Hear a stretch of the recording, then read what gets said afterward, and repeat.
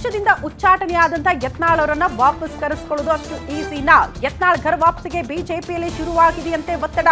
ರಮೇಶ್ ಕತ್ತಿಯಿಂದ ಬಿಜೆಪಿ ನಾಯಕರಿಗೆ ಬಹಿರಂಗವಾಗಿ ಒತ್ತಡ ಹಾಕಲಾಗ್ತಾ ಇದೆ. ಹಿಂದುತ್ವವಾದಿಗಳನ್ನ ಹೊರಗಿಡಬೇಡಿ ಅಂತ ಕತ್ತಿಯವರು ಒತ್ತಡ ಹಾಕ್ತಿದ್ದಾರೆ ಬಹಿರಂಗವಾಗಿ.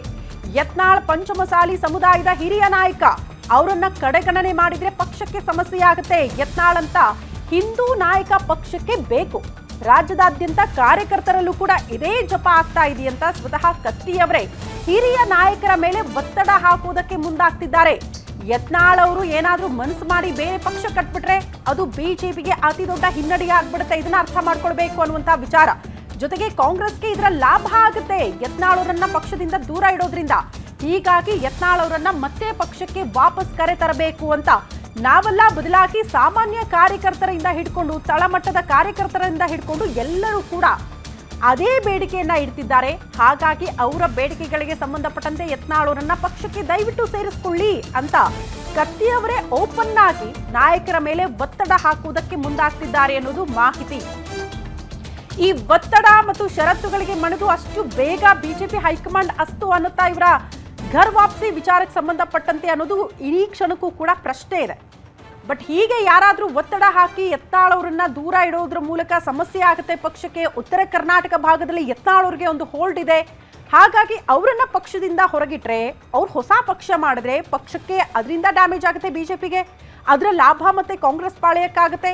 ಈ ರೀತಿ ಯಾಕೆ ಮಾಡಬೇಕು? ಬದಲಾಗಿ ಅವ್ರನ್ನೇ ಪಕ್ಷಕ್ಕೆ ವಾಪಸ್ ಕರ್ಕೊಂಡು ಬರೋಣ ಅನ್ನೋ ನಿಟ್ಟಿನಲ್ಲಿ ಒಂದಷ್ಟು ಒತ್ತಡಗಳು ಕೂಡ ಹಿರಿಯ ನಾಯಕರ ಮೇಲೆ ಹಾಕಲಾಗ್ತಾ ಇದೆ. ಈ ಒತ್ತಡಗಳಿಗೆ ಮಣಿಯಬಹುದಾ ಬಿಜೆಪಿ ಹೈಕಮಾಂಡ್? ಕಾದ್ ನೋಡೋಣ.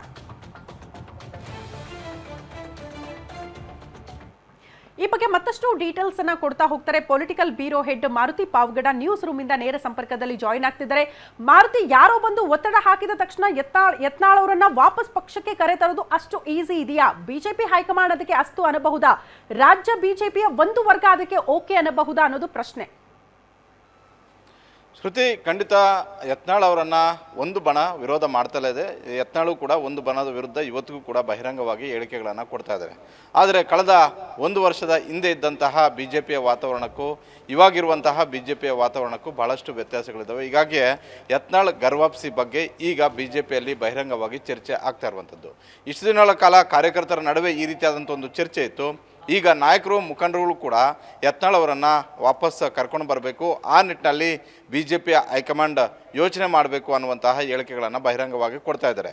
ಅದರಲ್ಲೂ ರಮೇಶ್ ಕತ್ತಿ ಅವರು ಈ ವಿಚಾರವನ್ನು ಮೊದಲನೇದಾಗಿ ಪ್ರಸ್ತಾಪ ಮಾಡಿದರೂ ಕೂಡ ಆರ್ ಅಶೋಕ್ ಆಗಿರ್ಬೋದು, ಸುನಿಲ್ ಕುಮಾರ್ ಆಗಿರ್ಬೋದು, ಹಲವು ನಾಯಕರುಗಳು ಇದನ್ನು ಪಕ್ಷದ ಆಂತರಿಕ ಮಟ್ಟದ ಸಭೆಗಳಲ್ಲೂ ಕೂಡ ಚರ್ಚೆ ಮಾಡಿದರು.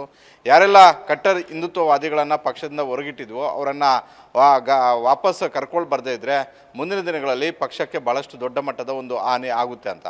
ಹಾಗಂದ ಮಾತ್ರಕ್ಕೆ ಯತ್ನಾಳ್ 224 ವಿಧಾನಸಭಾ ಕ್ಷೇತ್ರಗಳಲ್ಲೂ ಕೂಡ ಮತಗಳನ್ನು ವಿಭಜನೆ ಮಾಡುವಂಥ ಒಂದು ಶಕ್ತಿ ಇದೆಯಾ ಅಂತ ಹೇಳಿದ್ರೆ ಖಂಡಿತವಾಗಿಯೂ ಕೂಡ ಅಷ್ಟು ಶಕ್ತಿ ಇಲ್ಲ. ಆದರೆ ಕಳೆದ ಒಂದು ವರ್ಷದಿಂದಲೂ ಕೂಡ ಹಲವು ಕಾರ್ಯಕ್ರಮಗಳಲ್ಲಿ ಭಾಗವಹಿಸ್ತಾ ಇದ್ದಾರೆ. ಇಂದು ಫೈರ್ ಬ್ರ್ಯಾಂಡ್ ಅಂತ ಹಲವು ನಾಯಕರು ಮುಖಂಡರುಗಳು ಕರೀತಾ ಇದ್ದಾರೆ. ಹಲವು ಕಾರ್ಯಕರ್ತರು ಕೂಡ ಯತ್ನಾಳ್ ಅವರ ನಡೆ ಮತ್ತು ಅವರ ನುಡಿಗಳನ್ನು ಫಾಲೋ ಮಾಡ್ತಾ ಇದ್ದಾರೆ.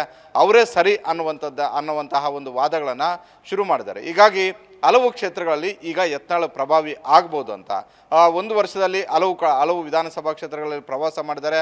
ಅದರಲ್ಲೂ ಗಣೇಶ ಉತ್ಸವದಲ್ಲಿ ರಾಜ್ಯದ 224 ವಿಧಾನಸಭಾ ಕ್ಷೇತ್ರಗಳ ಶಾಸಕರ ಪೈಕಿ ಹೆಚ್ಚು ಡಿಮ್ಯಾಂಡ್ ಇದ್ದಿದ್ದು ಯತ್ನಾಳ್ ಅವರಿಗೆ. ಇವತ್ತಿಗೂ ಕೂಡ ಆ ಡಿಮ್ಯಾಂಡ್ ಇದ್ದೇ ಇದೆ.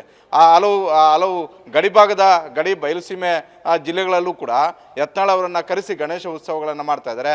ಹೀಗಾಗಿ ಇದು ಇದೇ ರೀತಿಯಾಗಿ ಮುಂದುವರೆದಿದ್ದೆ. ಆದರೆ ಅದರಲ್ಲೂ ಯತ್ನಾಳ್ ಬಹಿರಂಗವಾಗಿ ಒಂದು ಹೇಳಿಕೆಯನ್ನು ಕೊಟ್ಟರು. ನಾನು ಒಂದು ವೇಳೆ ಆದಷ್ಟು ಶೀಘ್ರವಾಗಿ ಬಿ ಜೆ ಪಿಯ ಹೈಕಮಾಂಡ್ ನನ್ನನ್ನು ವಾಪಸ್ ಕರೆಸ್ಕೊಳ್ಳದೇ ಇದ್ದರೆ ನಾನು ಹೊಸ ಪಕ್ಷವನ್ನು ಯಾಕೆ ಕಟ್ಟಬಾರ್ದು ಅನ್ನುವಂಥ ಒಂದು ಪ್ರಶ್ನೆಯನ್ನು ಕೂಡ ಇಟ್ಟಿದ್ದಾರೆ. ಹಾಗಂದ ಮಾತ್ರಕ್ಕೆ ಯತ್ನಾಳ್ ಹೊಸ ಪಕ್ಷ ಕಟ್ಟಿ ಸಕ್ಸಸ್ ಆಗ್ತಾರೆ ಅಂತ ಹೇಳೋದಿಲ್ಲ. ಆದರೆ ಹೊಸ ಪಕ್ಷ ಕಟ್ಟೋದ್ರ ಮುಖೇನ ಮತಗಳು ವಿಭಜನೆ ಆದರೆ ಅದರ ನೇರ ಎಫೆಕ್ಟ್ ಆಗುವಂಥದ್ದು ಬಿ ಜೆ ಪಿಯ ಮೇಲೆ, ಅದು ನೇರ ಲಾಭ ಆಗೋದು ಕಾಂಗ್ರೆಸ್ಗೆ. ಈ ಒಂದು ಲೆಕ್ಕಾಚಾರ, ಈ ಒಂದು ರಾಜಕೀಯ ಮ್ಯಾಥಮೆಟಿಕ್ಸ್ ರಾಜ್ಯ ಬಿ ಜೆ ಪಿಗೂ ಗೊತ್ತು, ರಾಷ್ಟ್ರೀಯ ಬಿ ಜೆ ಪಿ ನಾಯಕರಿಗೂ ಗೊತ್ತು. ಈ ಹಿನ್ನೆಲೆಯಲ್ಲಿ ರಾಜ್ಯದ ಬಿ ಜೆ ಪಿಯ ಹಲವು ಹಿರಿಯ ಮುಖಂಡರುಗಳು ಕೂಡ ಈಗ ಬಿ ಜೆ ಪಿಯ ಹೈಕಮಾಂಡ್ಗೆ, ಅದು ಯತ್ನಾಳ್ ಆಗಿರ್ಬೋದು, ಈಶ್ವರಪ್ಪ ಅವರಾಗಿರ್ಬೋದು, ಇವರನ್ನು ಹಿಂದುತ್ವ ಫೈರ್ ಬ್ರ್ಯಾಂಡ್ಗಳು ಅಂತ ರಾಜ್ಯಾದ್ಯಂತ ಚರ್ಚೆ ಆಗ್ತಿರೋದ್ರಿಂದ, ಇವರನ್ನು ಅದೇ ಹೆಸರಲ್ಲೇ ಕರಿತಿರೋದ್ರಿಂದ, ಇವರನ್ನು ಫಾಲೋ ಮಾಡುವಂತಹ ಕಾರ್ಯಕರ್ತರ ಪಡೆ ಹೆಚ್ಚಾಗಿರೋದ್ರಿಂದ ಇವರನ್ನು ಗರ್ವಾಪ್ಸಿ ಕರ್ಕೊಂಡು ಬರಬೇಕು. ಅದು ವಿಜೇಂದ್ರ ಅವರೇನು ಇವ್ರು ಬರೋದಕ್ಕೆ ದೊಡ್ಡ ಅಡ್ಡಿಗಾಲೇನು ಮಾಡೋದಿಲ್ಲ. ಆದರೆ ವಿಜೇಂದ್ರ ಅವ್ರಿಗೆ ಏನಂತ ಹೇಳಿದ್ರೆ ಪದೇ ಪದೇ ಪಕ್ಷಕ್ಕೆ ಮುಜುಗರ ಆಗುವಂತಹ ನಮ್ಮ ಕುಟುಂಬದ ವಿಚಾರಗಳನ್ನು ಮಾತಾಡುವಂಥದ್ದು, ಯಡಿಯೂರಪ್ಪ ಅವರ ಬಗ್ಗೆ ಮಾತಾಡುವಂಥದ್ದು, ವಿಜೇಂದ್ರ ಅವರ ಬಗ್ಗೆ ಮಾತಾಡುವಂಥದ್ದು ಬೇಡ ಅನ್ನುವಂಥ ಒಂದು ಷರತ್ತನ್ನು ವಿಜೇಂದ್ರ ಅವರು ಬಿಜೆಪಿ ಹೈಕಮಾಂಡ್ ಮುಂದೆ ಇಡಬಹುದು. ಅದೇ ರೀತಿ ಯತ್ನಾಳ್ ಮತ್ತು ಈಶ್ವರಪ್ಪ ಅವರು ಸೇರಿದಂತೆ ಹಲವು ಬಿಜೆಪಿಯಿಂದ ಹೊರಗಿರುವಂತಹ ಯಾವೆಲ್ಲ ಪ್ರಮುಖ ಮುಖಂಡರುಗಳಿದ್ದಾರೆ ಅವರು ಗರ್ವಾಪ್ಸಿ ಆಗುವಂಥ ಒಂದು ಸಂದರ್ಭದಲ್ಲೂ ಕೂಡ ಬಿಜೆಪಿ ಹೈಕಮಾಂಡ್ ಮುಂದೆ ಕೆಲವೊಂದಷ್ಟು ನಿಷ್ಠುರ ವಿಚಾರಗಳನ್ನು ಇಡ್ಬೋದು. ಆಗ ವಿಜೇಂದ್ರ ಮತ್ತು ಯತ್ನಾಳ್ ಈಶ್ವರಪ್ಪ ಸೇರಿದಂತೆ ಹಲವರನ್ನು ಕೂರಿಸಿ ಮಾತುಕತೆ ಆಡಿ ಅಂತಿಮವಾದಂಥ ಒಂದು ನಿರ್ಧಾರಕ್ಕೆ ಬರಬೇಕು ಅನ್ನುವಂಥ ಒಂದು ಯೋಚನೆ ಬಿಜೆಪಿಯ ಹೈಕಮಾಂಡ್ ಮಟ್ಟದಲ್ಲಿ ಶುರುವಾಗಿದೆ.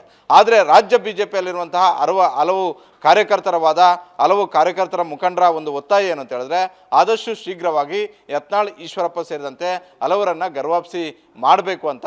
ಹೀಗಾಗಿ ಇವತ್ತು ಕೂಡ ರಾಜ್ಯ ಬಿಜೆಪಿಯಲ್ಲಿ ಸರಣಿ ಸಭೆಗಳಿದ್ದಾವೆ. ಅದರಲ್ಲೂ ಸಂಜೆ ಕೋರ್ ಕಮಿಟಿ ಸಭೆ ಇದೆ. ಈ ಸಭೆಯಲ್ಲಿ ಹಿರಿಯರನ್ನು ಮತ್ತೆ ಗರ್ವಾಪ್ಸಿ ಕರ್ಕೊಂಡು ಬರುವಂಥ ಒಂದು ವಿಚಾರಕ್ಕೆ ಸಂಬಂಧಪಟ್ಟಂತೆಯೂ ಕೂಡ ಬಹಿರಂಗ ಹೇಳಿಕೆಗಳು ಏನು ಬರ್ತಿದ್ದಾವೆ ಇದರ ಬಗ್ಗೆಯೂ ಕೂಡ ಚರ್ಚೆ ಆಗುವಂಥ ಒಂದು ಸಾಧ್ಯತೆ ಇದೆ. ಇವತ್ತಿನ ಒಂದು ರಾಜಕೀಯ ಬಿಜೆಪಿಯ ಪರಿಸ್ಥಿತಿಯನ್ನು ನೋಡಿದ್ರೆ ಯತ್ನಾಳ್ ಗರ್ವಾಪ್ಸಿ ಆದರೆ ಬಿಜೆಪಿಗೆ ಒಂದಷ್ಟು ಹಿಂದುತ್ವ ಫೈರ್ ಬ್ರಾಂಡ್ ವಾಪಸ್ ಆದಂತಾಗುತ್ತೆ.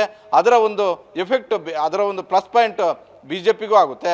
ಅದೇ ರೀತಿ ಮುಂದೆ ಒಂದು ವೇಳೆ ಯತ್ನಾಳ್ ಬೇರೆ ಪಕ್ಷವನ್ನು ಕಟ್ಟೋ, ಬೇರೆ ಪಕ್ಷವನ್ನು ಸೇರಿ ಮಾಡುವಂತಹ ನಷ್ಟದಿಂದ ಬಿಜೆಪಿ ಪಾರಾಗ್ಬೋದು ಅನ್ನುವಂಥ ಒಂದು ಲೆಕ್ಕಾಚಾರವೂ ಕೂಡ ಶುರುವಾಗಿದೆ. ಶ್ರುತಿ. ಓಕೆ ಮಾರುತಿ, ಧನ್ಯವಾದಗಳು ತಮ್ಮೆಲ್ಲ ಮಾಹಿತಿಗೆ. ಒಟ್ಟಿನಲ್ಲಿ ಹಿಂದುತ್ವದ ಜಪ ಮಾಡ್ತಾ ಇರುವಂತಹ ಯತ್ನಾಳವರನ್ನ ಕರ್ಕೊಂಡು ಬರಬೇಕು ಅಂದ್ರೆ ಒಂದು ರಾಜ್ಯ ಬಿಜೆಪಿಯಲ್ಲಿ ಅಷ್ಟು ನಾಯಕರ ಅಭಿಪ್ರಾಯ ಒಂದ್ ಕಡೆ ಆದ್ರೆ ಪ್ರಮುಖವಾಗಿ ಯಡಿಯೂರಪ್ಪನವರು ಅಸ್ತು ಅನ್ನಬೇಕು. ಅವರು ಫ್ಯಾಮಿಲಿ ಅಸ್ತು ಅಂದ್ರೆ ಇವ್ರನ್ನ ಕರ್ಕೊಂಡು ಬರೋದು ಈಸಿ ಅನ್ನುವಂಥ ಲೆಕ್ಕಾಚಾರ. ಕಾದ್ ನೋಡೋಣ ಬಿಜೆಪಿ ಹೈಕಮಾಂಡ್ ಮಟ್ಟದಲ್ಲಿ ಏನ್ ಬೆಳವಣಿಗೆ ಆಗುತ್ತೆ ಅಂತ.